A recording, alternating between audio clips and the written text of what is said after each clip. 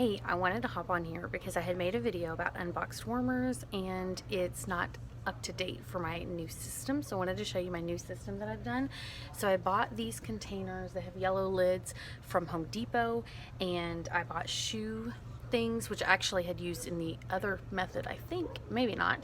And I bought some foam. It's like bed foam. Can you even see that down there? And I cut it into pieces. And so I cut a piece, and actually I used it in the regular boxes first before I bought these, and then I decided to switch them over. And so now I use them in these bins.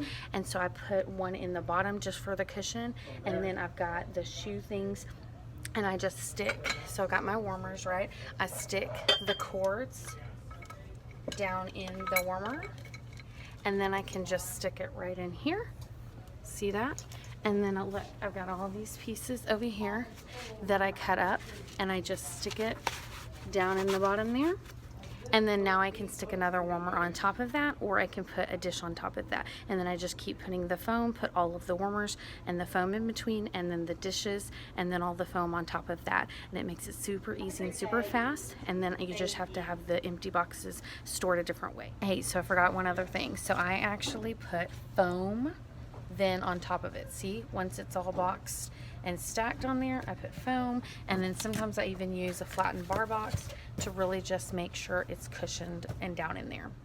One last thing I want to show you is my night lights. I leave them all on the power strip, and I take the foam and I weave it around it, and then I wrap it up in this really big one.